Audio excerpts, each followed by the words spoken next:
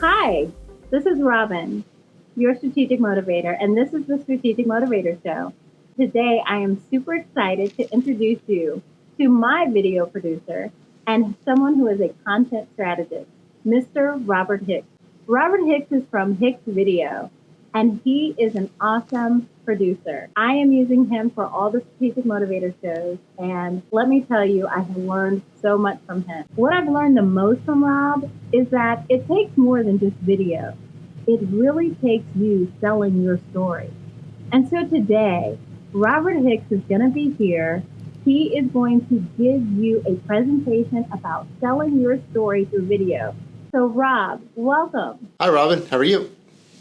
I am great, and I am so glad that you have come to join us today. So tell me a little bit about when you say selling your video, what does that mean? So I almost hate using that analogy of selling yourself with video because I think at the end of the day, video is just a medium. It's no different than a book or a podcast. It's just a medium. It's, when we're trying to sell a story, people sell stories in all kinds of ways. They do it face-to-face. They do it with audio recording, commercials on the radio. So, I think the one thing that I've seen over, say, the last 5 or 6 years in doing like Facebook Lives for people and YouTube and LinkedIn is that so early on people get caught up with the video and the hardware and all the backup stuff that they miss the whole purpose of doing this. This is just a medium. So I think probably the best way to describe it when I work with people, and I've told you even this, is first focus on the story. Don't focus on all the video stuff, what camera, what microphone. Start with what you've got, right? And if you're doing this from a business perspective, just like any business proposition, you've got to have a goal in mind. It's, what's the business objective?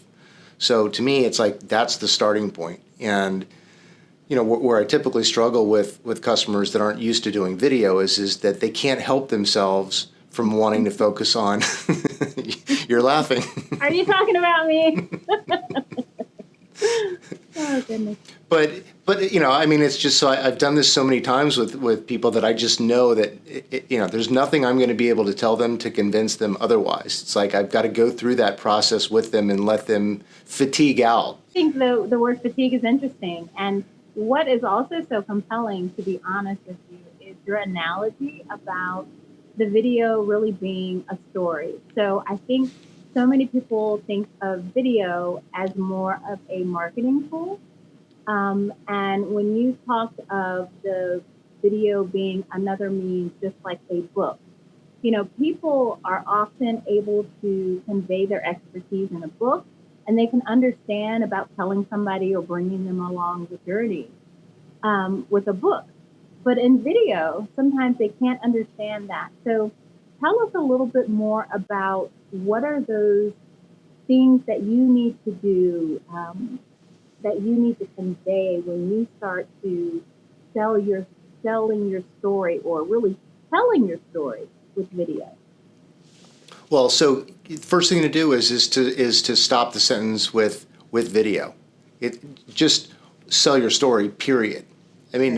Whether it's a government presentation that you've got to make or a corporate PowerPoint presentation, when you're in that mind, you know that you're creating the PowerPoints. You're not focusing on the novelty of PowerPoint or clip art, God forbid, right? Because PowerPoint's been around for, almost 30 years? So tools like that have been around so long that it would seem silly to say, well, let's focus on the PowerPoint. Exactly. Yeah, right? But we use PowerPoint as a tool and only as a tool. It's like we just need this crappy program to be able to render some bullet points and some crappy art to be able to convey what it is that we're saying out loud. So it's a visual aid. Why video? So we do have PowerPoint and we do have books, but why video? Well, one of the things that's interesting about the timing of this is that I helped my son, he's a freshman in college, and he had an English paper that he wanted to do, and he thought it'd be a novel idea that instead of writing a 5-page paper, he would do a video, thinking, oh, this is going to be easy because now I don't have to write a 5-page paper. What's funny is he anguished about doing this video for about 2 weeks. And, I would go downstairs in the basement and he would have the whole whiteboard filled out. He's got an entire wall where he's mapped out storyboards and he's got Post-it notes on the other wall, mapping out this whole elaborate thing. And he put all the pressure on the video. Well, long story short, being a freshman in college, like we all have, is when did he start actually putting it all together? The night before. That's right. The night before. And, and as you can imagine, it became a fail. And so it was due Saturday at midnight. And so he had he had fully prepared to prepare, but he had never actually prepared, in the sense that he was so focused on the video that he was not focused on the assignment. He was supposed to share his Discord as a college student and his Discord as as someone that wants to be a filmmaker someday, and so the assignment was to talk about those two Discords and how they related to each other. And I'm like, okay, so here's the story. Now, granted, we've got now 5 hours for the entire project to be due. So I started to write it out for him. I'm like, Jordan, here's the story. You're a college student, right? And the way you've traditionally learned, one of the things that's very unique with Gen Z is that they're the first generation to actually grow up on YouTube. So I'm dying to see university reports. I hope they do this. I'm sure somebody's done it, but to analyze knowledge that was obtained through YouTube versus knowledge that was obtained through books. Wow. And here's the thing, Robin, if you had to guess, since 1444, when the Gutenberg press was invented, how many unique books would you say have been published since then? Oh my goodness. Billion. Take a guess. 10 million. 10 million? 135,000 books, unique books, have been published since the Gutenberg press. Really? Yep. Okay. And is that because the ISBN number that you can tell? Well, the ISBN, I think, started in the 60s. So any book beyond that, it's an educated guess. But so let's say, let's just say the number is 135,000. It could even be 150,000. But the point is that that's the amount of books that have been published since 1444.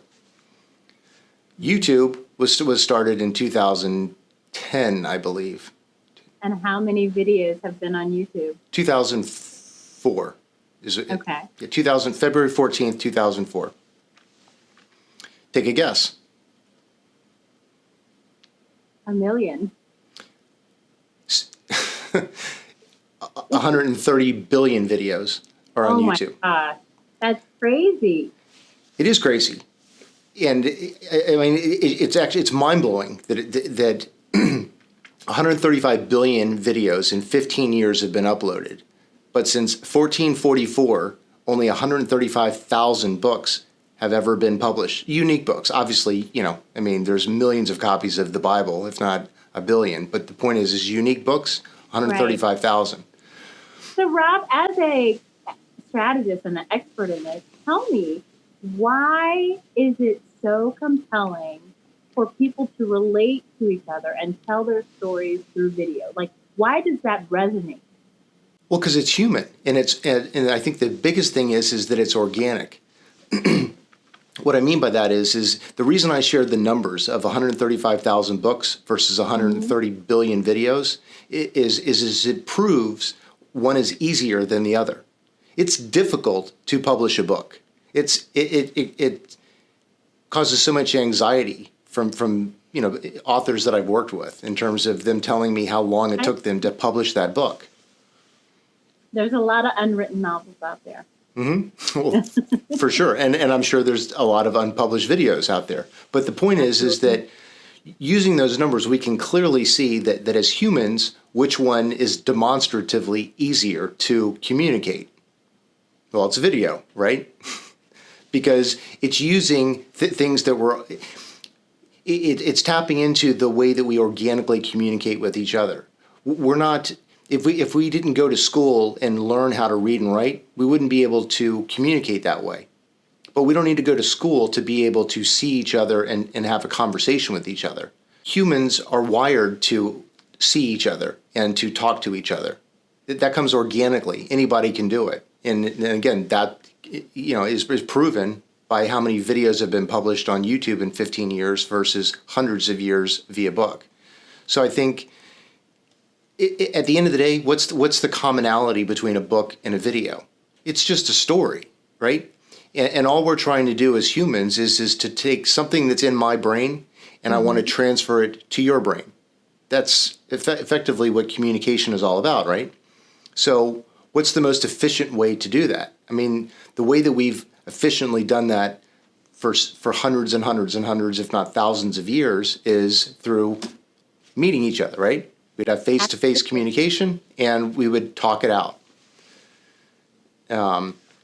So like I said, and kind of bringing this back to where we started is that it's not video, it's the story. It's always the story. Doesn't matter whether it's a video or a book or a podcast or whatever. It's what's the easiest way for you to get out of your head what you want to share with other people.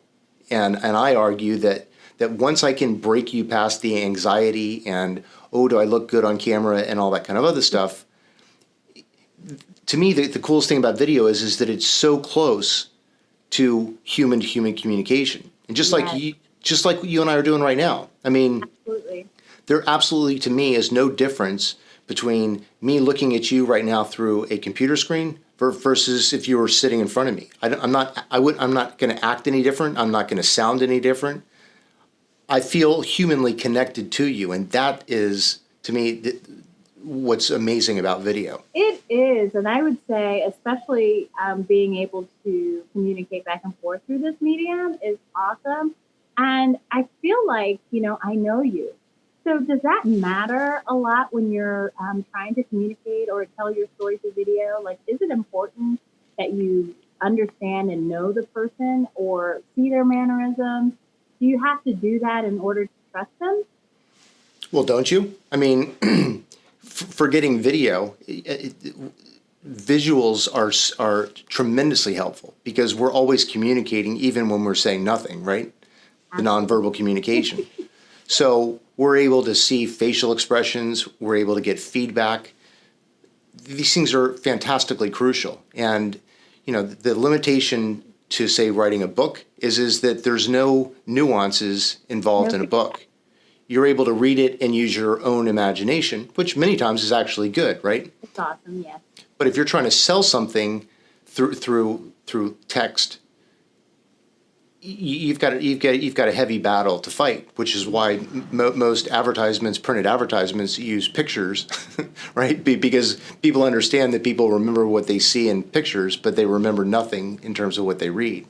Right. And video gives us the best of both worlds. Why? Because in what you and I are doing right now in terms of this recording, as long as we've sold a good story to each other, maybe I've told you something that's memorable and you like.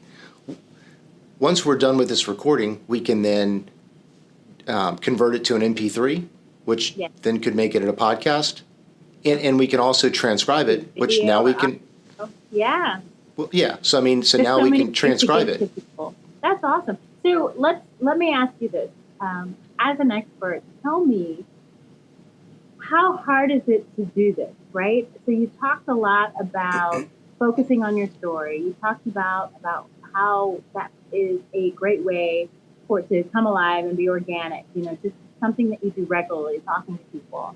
But what do you see as an expert where people go wrong as far as how to make their videos? They take their eye off the ball. They get into technician mode rather than their sweet spot, which might be a business owner or being a salesperson. And when you take your eye off of being a business owner or being a salesperson, you're going to lose because you're going to, again, go into technician mode. And, Michael Gerber is one of my customers, the author of The E-Myth. And that's his big thing is that most small business owners are suffering from an entrepreneurial seizure. It's like they've got no business being small business owners because it's like they're technicians. You're a mechanic and you're great at working at cars. You love working on cars, but screw the man. I'm going to make my own money, and it's not fair that he's taken a cut of my production. So what does the mechanic do? He says, he says first screw you to his boss, right? Burns that bridge down entirely. Right. Not a good idea. Right. And then he opens up his own automotive shop, and he loves working on cars, but he's not an accountant. He's not a marketing person. Right. He's not a salesperson. He doesn't know any of these things. And so ultimately what's going to happen almost 90% of the time is that he's either going to burn out, or she is going to burn out because they only sign things. What's that? They try to be an accountant. They try to be, yes. I talked about this in my book, Entrepreneurial Elevation. I talked about how important it is to make sure that you do what you're good at and hire the rest if you can. Now, most small business owners, when they start out, maybe they can't do that. But you've got to grow what you have in that small capacity and then scale up. And I also see this in a lot of leaders. So a lot of times companies will promote from within, and they promote this person who is a great subject matter expert, who is a great technician or mathematician. But then having them lead other mathematicians, they think, oh, well, that person knows it. It's going to be great. Unfortunately, that person may not have the competency to lead that. So that's also called the Peter Principle. I don't know if you're familiar with that, but most people rise to the level of their incompetence, right? Where they become incompetent. They can no longer do those things that they just aren't good at. So I definitely feel you on that. And I guess what I'm asking you is, as an expert of video, like, what's that? Should somebody just go on Facebook Live and start doing video? Should they have something set up with hardware, knowing how to upload? Do they need to know those things, or do they just need to focus on their story? What would you recommend? So let's go back to 1444. So Robin, what do people need to do to print a book? Do they just need to go down, cut a tree, get the pulp out of it, and do whatever it takes to make paper? And then, you laugh because it's funny, and it's like we should be asking, that's a silly question about video if you think about it in the context of writing a book, right? Like, book authors don't first start with, wow, I want to write books. But before I write amazing books, I'm going to learn how to make paper, and I'm going to learn how to figure out how to make my own ink. No. Yes. Oh my gosh, that's such a good analogy. But that's the big problem. Is like video is just a medium, and it's hands down the most effective medium. The numbers show it. You might be an author and have sold millions of books, but chances are that if you've sold millions of books and you're doing video, you probably are going to be closer to getting billions of views, because video is so easy for humans to consume, right? If I write a book and I give it to you, Robin, I'm like, here you go, Robin, it's 300-400 pages. Maybe you'll read it, maybe you won't. But if I flick you a URL via text message or email or whatever, and I've made it so you can comfortably on the train hit the URL, watch my presentation. It's like I couldn't make it easier for you, right? Absolutely. So, Robert, what goals should people have in mind when they're starting to sell their stories via video? I think the starting point should be like any other selling product, whether it's text or a radio commercial, or or even a company presentation, is you need to first start selfishly and think, okay, I'm going to exhaust all this time in preparation and demonstration. What is it? What do I want out of this? It's like I'm going to spend my time and effort to make something, book, video, whatever. What is it? Why am I investing this time? It's because I've got an expectation early on of something. Now, most people So come to that me. Covey, the old Covey, what's, begin with the end in mind. You have to begin with the end in mind. And what's comical and almost in some ways kind of shameful for a lot of customers that I've had is that they start with, well, for me, it's not about the money. It's about sharing my message. Or for me, it's not about the views. It's like, well, this is the Strategic Motivator Show, so we always talk about being strategic. yep. So do you ever work with customers for free? No. All right. So they at least don't want to break even? Do I what? They at least don't want to break even for what they're paying you? Well, that's the thing. And it's like, I'm surprised with a lot of people that I work with that I'm the one asking that question. Not necessarily for me, but and I know for sure that I've said this to you, Robin, because I say this to every customer. It's like, if I'm going to be your producer, that's a lot of heavy lifting that we've got to do on a regular basis. It's like I don't do just one show. So if you called me up and said, "Hey, Rob, I've got this special event that I want to do. It's for an hour." I wouldn't be interested in that because it takes me so long to get all of the graphics and music and everything done for your set. So Right. for me, my ideal customer is someone like yourself that wants to do regular recurring business, right? Once a week, once a day, once a whatever, but it's recurring. And hold on. I'm gonna have to chop that. I'm gonna have to chop that so I can get something to drink. There we go. So so it's recurring. But the thing is so because it's recurring, that means that I need you to pay me regularly. And Exactly. and as a capitalist myself, how's that going to happen? It's like, well, you can only afford to pay me if you're able to pay yourself first, right? Right. So when I meet with customers, and like I said, I'm absolutely 100% certain that I said this to you, is we together need to figure out a way that you can generate this where you're making significantly more money than you're going to pay me, because I'm not going to work for free, even if you're willing to, because it's not a long-term strategy if only one of us is making money. What's the fun in that? Exactly. Yeah. So I think that's important to position for businesses who want to use this video, who want to sell themselves. So I'm so happy that to me, that's very ethical even to have that discussion with your customer, because I know a lot of people who start in podcasts. I mean, they spend a lot of time themselves, and I don't think that they think of the value of time and money when they're off doing all these things and getting ready and get prepared. Like, they've never counted how many hours it took them up to that point to make a show. Mm-hmm. So I think that's awesome. And one of the things that I remember you talking to me about it is how will people be able to buy it? Whether it's the get to the show, whether it's getting to the end goal of the products that we're trying to sell. And so I really appreciate that. And tell me, there's so many ways to do video, as far as uploading it, as far as going live.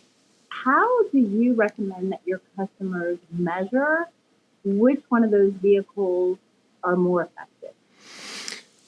Well, so you learn through doing, right? Okay. One of the other things that I've learned is strategy is important, but try, do. That's the only way that you're going to learn to do limited to video. That's the only way that you're going to learn to do this.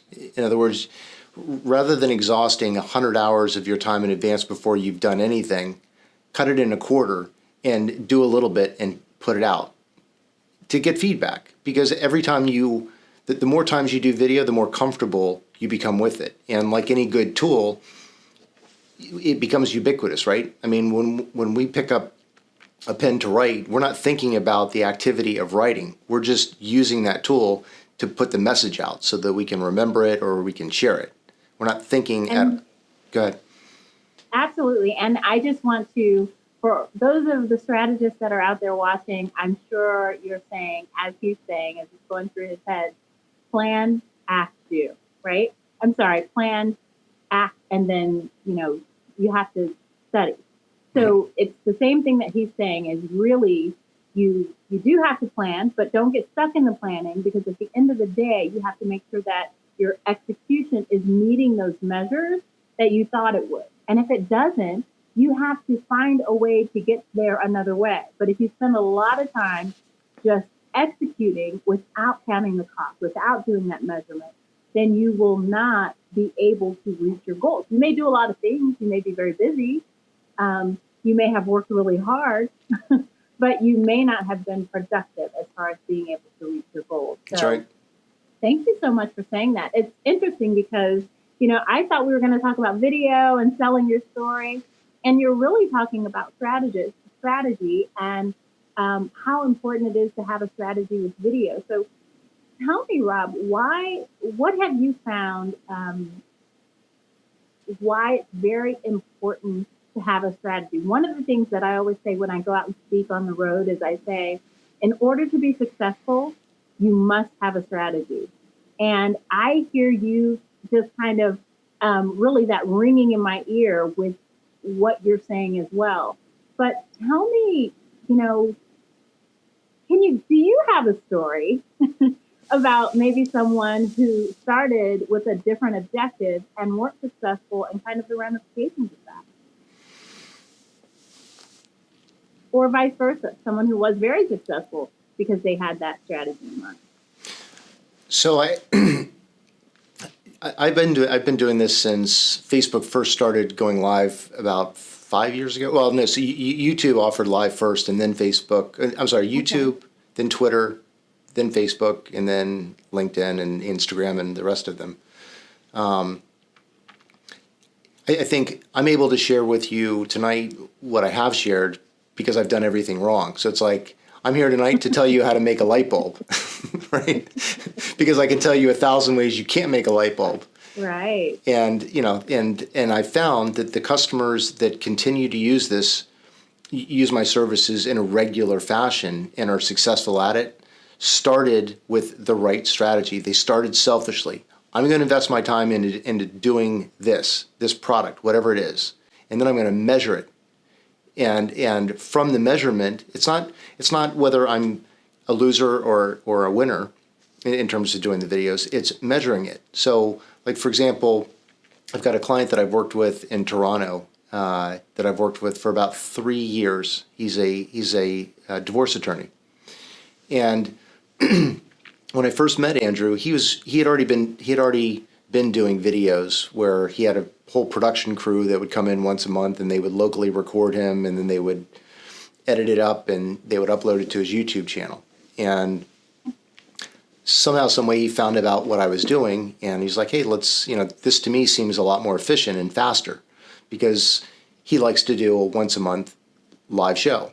So, what I made for Andrew, like I said, he's an attorney, so doing videos is not his full-time job. For him, this is just a marketing tool, and he's got many marketing tools. And so for him, he wanted a situation where it's like low effort.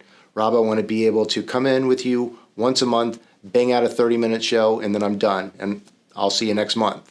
And that's exactly what we've given him. So, once a month, he and his staff work with me. We define a topic of something that's related to family law or divorce. His staff will reach out to find a guest that's a subject matter expert on that, like a social worker or an asset manager, something along those lines, and we'll come up with a topic. And then Andrew, shows up 30 minutes before we go live. He does a little chit chat with his guest. I get him framed up and everybody looking and sounding great.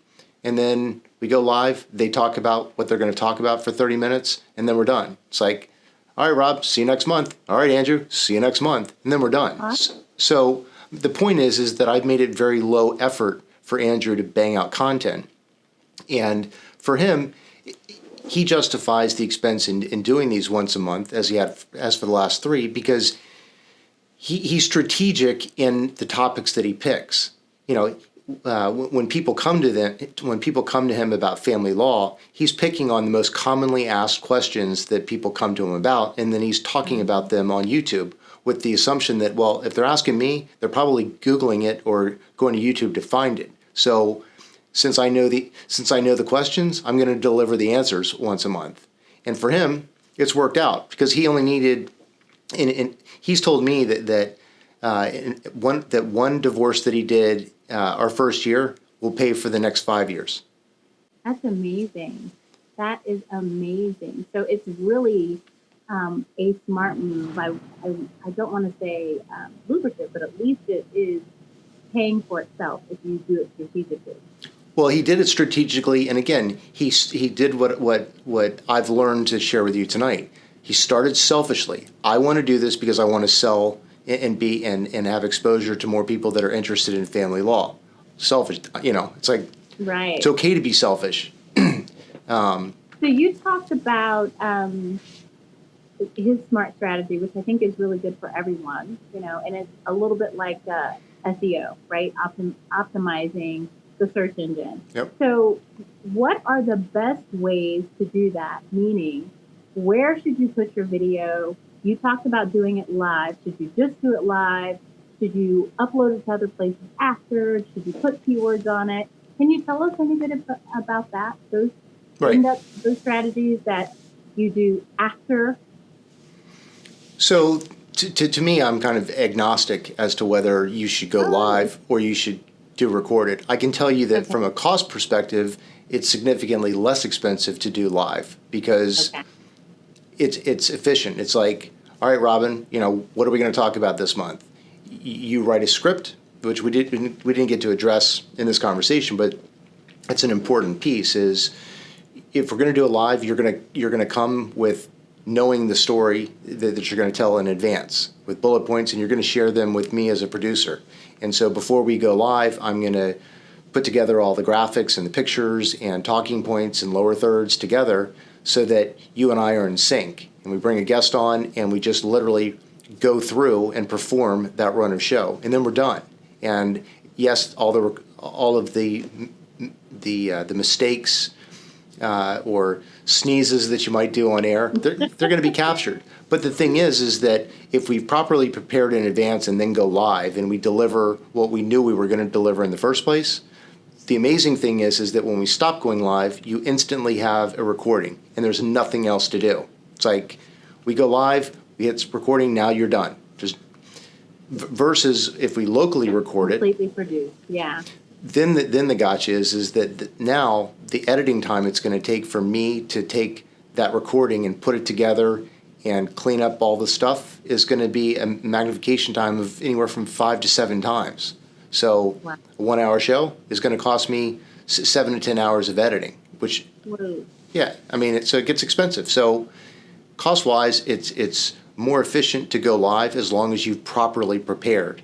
If you don't prepare, then you need to be prepared to wing it and edit the crap out of it so that it doesn't look like you winged it.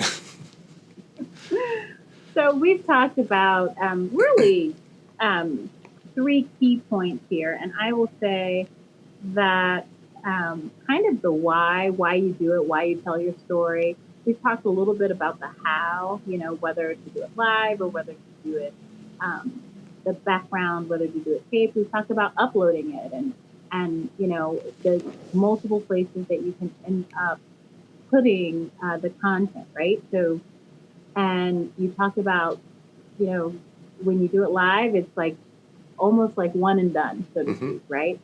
So, as we're wrapping up here today, Rob, I would like you to just really tell our audience where they can find out more about you and what you do. What are the ways that they can get in touch with you to learn more? Great, thank you. So I've got, embarrassingly enough, I don't have a website. I've got it registered, but I am active on my Facebook page, which is Hixvideo, Hixvideo. Same thing with YouTube. YouTube, I've got a channel, Hixvideo. LinkedIn, Hixvideo. And the best way to connect with me is to start with an email. Email address is roberthicks@me.com. And I can put the contact information in the description. But, for me, it starts with a conversation, just like it started with you and I. It's like, let's start with what your big idea is, and I'll work with you before we even, before we even talk about video. I'm going to pin you down to, okay, let's start with what's your big idea? What is it that we want to accomplish first?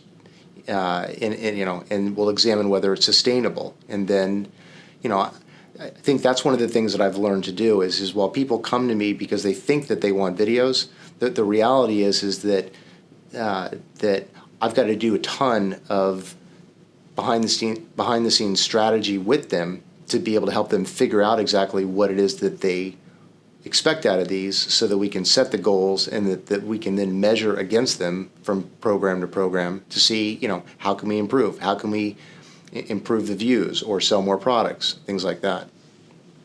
And I can just attest to how great Rob is. He's been wonderful to work with. He really is strategically inclined, which, of course, as a strategic motivator, I'm going to tell you that was really important when I was looking around to find somebody to do video. You have been listening and watching the Strategic Motivator Show, and I am so happy that we had such a great strategist here today. I am telling you, you should definitely reach out to him, and make sure when you do, you use the word strategic so that he knows that this is why you came, this is where you are coming from. And if he decides to work with you, because I'm going to tell you it's a process for him, that may help you to get a great opportunity with him by being more strategic. So again, I just want to thank you, Rob, for coming, for taking your time with us today. And we cannot wait to find out more about you.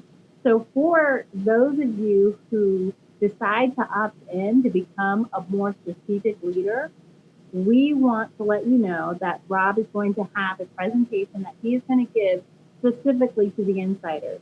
So make sure that you take the time to contact me at Strategic Motivator so that you can actually have the opportunity to be a part of our Strategic Leader Collective. All right. Thank you so much for your time. And we are motivating the world to be more strategic. And we hope that you'll be more strategic with your video. Thank you so much, Robert Hicks of Hixvideo.